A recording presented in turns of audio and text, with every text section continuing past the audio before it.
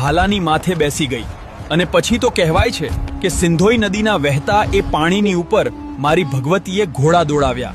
અને ત્યારે એક સિપાહીએ હમીર સુમરાને જઈ અને જાણ કરી કે મહારાજ, કોઈક લશ્કરી દળ ટુકડીએ આક્રમણ કર્યું છે અને ત્યાં સિંધોઈ નદીના કિનારે ધડ વગરના શરીરો અને શરીર વગરના માથા ભયાનક યુદ્ધ લડ્યા. અને પછી નવઘણ કહે છે કે હે મારી મોમડિયાની ચારણ માડી, આ હમીર સુમરાની તો મોટી દરિયા જેવડી ફોજ છે અને હું એક નાનકડું 13 તાંબાનું લશ્કર લઈને આવ્યો છું. તો માડી, આજે તો મારી હાર નક્કી છે અને મારી જીત થવાની નથી. અને તેદી ખોડિયાર બોલી કે હે નવઘણ, તને હજી મારી ભક્તિની ખબર છે, પણ તને હજી મારી શક્તિની ખબર નથી. અને હે નવઘણ, તારી કેડે જે તલવાર લટકાવેલી છે ને, એને જય માતાજી કહીને બહાર કાઢ અને એક એક ઝાટકો માર.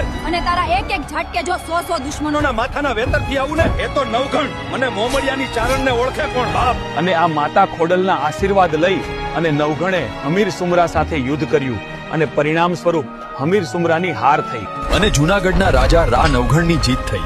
અને જે ઓરડામાં જાહલબેનને કેદ કરેલા હતા તેના તાળા તોડી અને બહેનને આઝાદ કરી અને ખોડિયારના નામની જય બોલાવી. અને પછી નવઘણે પોતાના વતન જૂનાગઢ જવાની તૈયારીઓ કરીને ત્યારે માતાજી ખોડિયારે કહ્યું, નવઘણ, રોકાઈ જા. અહીંયાથી આપણે માતા સિકોતર અને પઠાપીરને આપણા મલકમાં લઈ જવાના છે. આગળ આવી જ વાર્તા માટે ચેનલને સબસ્ક્રાઇબ કરો અને કોમેન્ટમાં લખો, જય માં ખોડિયાર.